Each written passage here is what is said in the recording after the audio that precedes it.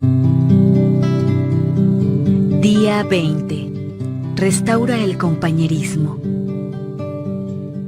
Dios, por medio de Cristo, nos reconcilió consigo mismo y nos dio el ministerio de la reconciliación. Segunda de Corintios, capítulo 5, versículo 18. Siempre es valioso restaurar las relaciones. Como la vida se resume en aprender a amar, Dios quiere que valoremos las relaciones y nos esforcemos por mantenerlas en lugar de descartarlas siempre que se produzca una división, un disgusto o conflictos. De hecho, su palabra nos dice que Dios nos ha dado el ministerio de restaurar las relaciones. Por lo tanto, gran parte del Nuevo Testamento se ocupa de la enseñanza de cómo tratarnos mutuamente. Pablo escribió: por tanto, si sienten algún estímulo en su unión con Cristo, algún consuelo en su amor, algún compañerismo en el Espíritu, algún afecto entrañable, llénenme de alegría, teniendo un mismo parecer, un mismo amor, unidos en alma y pensamiento. El apóstol nos enseñó que la capacidad de llevarnos bien entre nosotros es señal de madurez espiritual. Como Cristo quiere que su familia sea conocida por el amor que sienten unos por otros, el compañerismo roto es un mal testimonio para los incrédulos. Por eso Pablo sentía tanta vergüenza de los miembros de la iglesia de Corinto, que se dividían en facciones de distinta tendencia y hasta se demandaban a juicio. Él escribió: «Digo esto para que les dé vergüenza. ¿Acaso no hay entre ustedes nadie lo bastante sabio como para juzgar un pleito entre creyentes?» No podía creer que no hubiera nadie en la iglesia lo suficientemente maduro para resolver el conflicto en paz. En la misma carta dijo: «Les suplico, hermanos, en el nombre de nuestro Señor Jesucristo, que todos vivan en armonía y que no haya divisiones entre ustedes, sino que se mantengan unidos en un mismo pensar y en un mismo propósito. Si quieres la bendición de Dios en tu vida y que te conozcan como su hijo, debes aprender a ser pacificador». Jesús señaló: «Dichosos los que trabajan por la paz, porque serán llamados hijos de Dios». Fíjate que Jesús no dijo: «Dichosos los que aman la paz», porque todos la amamos. Tampoco indicó: «Dichosos los pacíficos», a los que nada los perturba. Al contrario, afirmó: «Dichosos los que trabajan por la paz», los que activamente procuran resolver los conflictos. Los pacificadores son difíciles de encontrar porque la pacificación es una tarea difícil. Como fuimos creados para formar parte de la familia de Dios, y el segundo propósito de nuestra vida en la tierra es aprender a amar y relacionarnos con otros, trabajar por la paz es una de las habilidades más importantes que podemos desarrollar. Por desgracia, a la mayoría de nosotros nunca se nos enseña cómo resolver los conflictos. Trabajar por la paz no es evitar los conflictos. Huir de los problemas, aparentar que no existen o tener miedo de hablar de ellos es cobardía. Jesús, el príncipe de paz, nunca le tuvo miedo al conflicto. En cierta ocasión hasta lo provocó para bien de todos. A veces necesitamos evitar los conflictos. Otras necesitamos crearlos, y aún otras resolverlos. Por eso debemos orar pidiendo la guía continua del Espíritu Santo.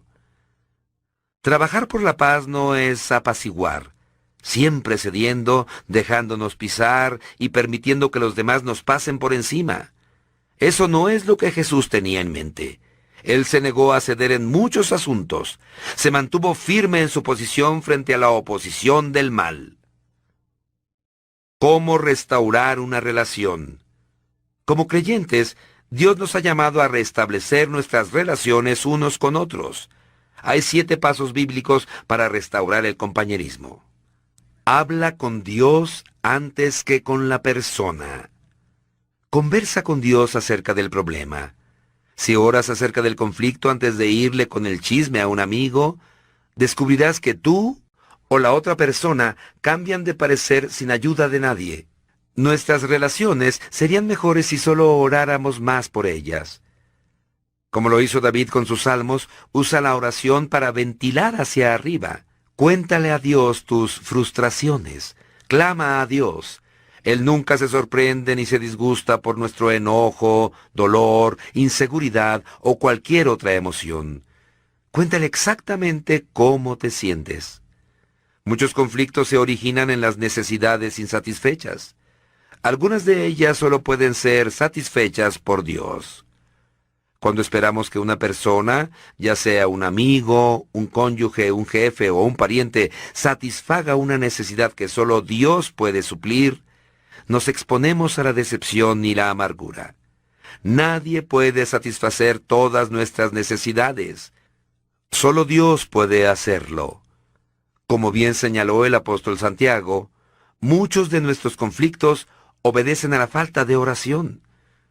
¿De dónde surgen las guerras y los conflictos entre ustedes? Desean algo y no lo consiguen. No tienen porque no piden. En vez de depender de Dios, dependemos de los demás para ser felices, y luego nos enojamos cuando nos fallan. Dios nos invita a acudir a Él primero. Toma la iniciativa siempre. No importa quién haya sido el ofendido o quién ofendió a quién. Dios espera que tú des el primer paso. No esperes por la otra persona. Preséntate ante ella. Restaurar el compañerismo cuando se rompe es tan importante que Jesús le asignó prioridad por encima de la adoración colectiva. Dijo, si entras en tu lugar de adoración y al presentar tu ofrenda recuerdas de pronto que tu hermano tiene algo contra ti, deja tu ofrenda, ve directamente a donde se encuentra tu amigo y hagan las paces. Entonces, y solo entonces, vuelve y relaciónate con Dios. Cuando el compañerismo sea tirante o se rompa, planifica inmediatamente una conferencia de paz. No la postergues, no pongas excusas o prometas. Ya me encargaré de este asunto algún día. Fija una fecha para tener una reunión personal tan pronto como sea posible. La demora solo sirve para aumentar el resentimiento y complicar las cosas. En casos de conflicto, el tiempo no cura las heridas, las inflama. Actuar prontamente, además, reduce el daño espiritual que puede sufrir. La Biblia dice que nuestros pecados, incluyendo los conflictos no resueltos, impiden nuestra comunión con Dios y que nuestras oraciones sean contestadas, además de hacernos sentir desgraciados. Los amigos de Job le recordaron que preocuparse hasta la muerte con el resentimiento sería una necedad, una insensatez, y que así solo consigues lastimarte con tu enojo. El éxito de una conferencia de paz muchas veces depende de escoger el momento y el lugar correctos para reunirse. No se reúnan cuando estén cansados ni cuando puedan ser interrumpidos. El mejor momento es cuando las dos personas se encuentran en un buen estado de ánimo. Sé comprensivo. Usa tus oídos más que tu boca. Antes de intentar resolver un desacuerdo, escucha atentamente los sentimientos de la otra persona. Pablo aconsejó, cada uno debe velar no solo por sus propios intereses, sino también por los intereses de los demás. El término velar es el vocablo griego skopos, de donde provienen nuestras palabras telescopio y microscopio. Significa ver de cerca. Enfócate en los sentimientos, no en los hechos. Comienza con la compasión, no con las soluciones. Al principio, no discutas con las personas acerca de sus sentimientos. Solo escucha y permite que se desahoguen emocionalmente sin ponerte a la defensiva. Asiente con tu cabeza para demostrar que entiendes, aunque no estés de acuerdo. Los sentimientos no siempre son infalibles o lógicos. Por el contrario, el resentimiento hace que pensemos o hagamos tonterías. David admitió su equivocación. Cuando mis pensamientos estaban llenos de amargura y mis sentimientos estaban heridos, fui tan estúpido como un animal. Todos podemos actuar bestialmente cuando nos sentimos lastimados. Por el contrario, la Biblia dice, el buen juicio hace al hombre paciente. Su gloria es pasar por alto la ofensa. La sabiduría produce paciencia y se adquiere escuchando otras perspectivas. Cuando escuchamos, le decimos a la persona, valoro tu opinión, me interesa nuestra relación y me importas tú. Esto es cierto, me importa saber lo que sabe un amigo porque me importa mi amigo. A fin de restaurar el compañerismo debemos agradar al prójimo para su bien con el fin de edificarlo. Aguantar con paciencia el enojo de los demás es un sacrificio, sobre todo si no se tiene fundamento. Pero recuerda, eso fue lo que Jesús hizo por ti. Soportó el enojo malicioso e infundado para salvarte. Porque ni siquiera Cristo se agradó a sí mismo, sino que, como está escrito, sobre mí han recaído los insultos de tus detractores. Confiesa tu parte en el conflicto. Si realmente te interesa restaurar una relación, debes comenzar admitiendo tus propios errores o pecados. Jesús dijo que debes sacar primero la viga de tu propio ojo, y entonces verás con claridad para sacar la astilla del ojo de tu hermano. Como todos tenemos un punto ciego, puede ser necesario pedirle ayuda a un tercero para que te ayude a evaluar tus propias acciones antes de reunirte con la persona con quien tienes un conflicto. Pídele a Dios que te muestre tu parte de culpa en el problema. Pregúntale, ¿soy yo el problema? ¿Soy poco realista, insensible o demasiado sensible? La Biblia dice que, si decimos que estamos libres de pecado, lo único que conseguimos es engañarnos. La confesión es una herramienta muy poderosa para la reconciliación. A veces la manera en que tratamos un conflicto produce un daño mayor que el problema original. Cuando comenzamos por reconocer con humildad nuestras equivocaciones, el enojo de la otra persona se apaga y la desarmas, porque posiblemente esperaba que estuvieras a la defensiva. No te excuses ni culpes al otro. Reconoce con sinceridad la parte que te corresponde en el conflicto. Asume la responsabilidad que te corresponde por tus errores y pide perdón. Ataca al problema, no a la persona. No es posible arreglar el problema si lo que te interesa es encontrar quién tuvo la culpa. Debes optar por una cosa u otra. La Biblia dice, la respuesta amable calma el enojo, pero la agresiva echa leña al fuego. Si estás enojado, nunca lograrás persuadir a la otra persona, así que elige tus palabras con mucho cuidado. Una respuesta amable es siempre mejor que el sarcasmo. Al resolver conflictos, la manera en que se dicen las cosas es tan importante como lo que se dice. Si eres agresivo, tus palabras se recibirán a la defensiva. Dios nos dice, a la persona sabia y madura se le conoce por su inteligencia. Cuanto más agradables sus palabras, más convincente es la persona.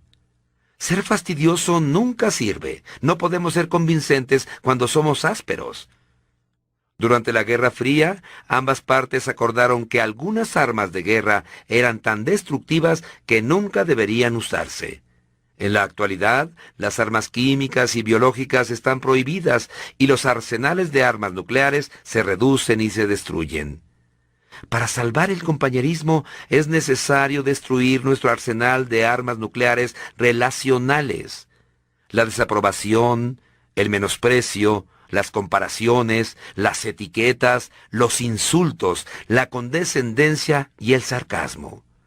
Pablo lo resume de la siguiente manera: eviten las palabras dañinas, usen solo palabras constructivas que sirvan para edificación y sostén, de modo que lo que digan haga bien a quienes escuchan.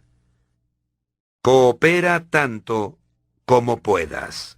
Pablo dijo, en cuanto dependa de ustedes, vivan en paz con todos. La paz siempre tiene un precio. Puede costarnos nuestro orgullo, a menudo nos cuesta nuestro egoísmo.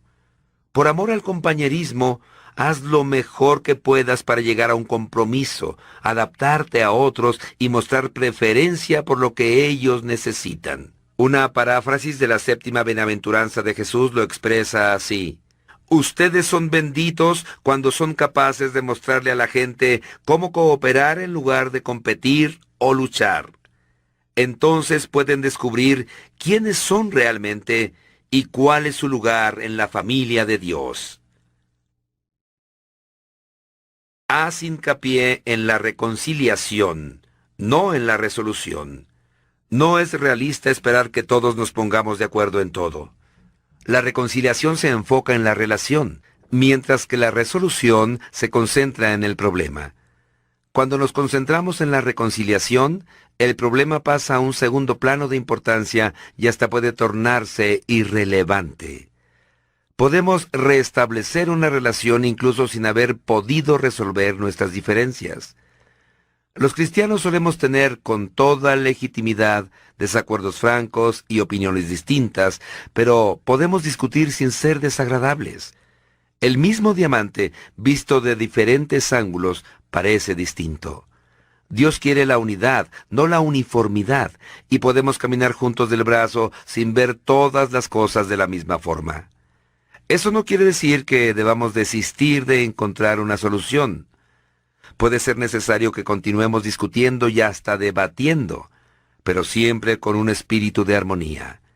La reconciliación consiste en enterrar el arma, no el asunto. ¿A quién debes contactar como resultado de haber leído este capítulo? ¿Con quién necesitas restaurar el compañerismo? No lo postergues ni un segundo. Haz una pausa ahora mismo y conversa con Dios en cuanto a esa persona. Luego toma el teléfono y comienza el proceso. Estos 7 pasos son sencillos, pero no fáciles. Restaurar una relación exige mucho esfuerzo. Por eso Pedro nos exhorta a esforzarnos por vivir en paz unos con otros. Sin embargo, cuando trabajas por la paz, haces lo que Dios haría. Por eso, Dios llama pacificadores a sus hijos. Día 20. Pensando en mi propósito. Punto de reflexión: siempre vale la pena restaurar las relaciones. Versículo para recordar: si es posible, y en cuanto dependa de ustedes, vivan en paz con todos. Romanos capítulo 12, versículo 18. Pregunta para considerar: ¿qué debo hoy hacer para restaurar una relación rota?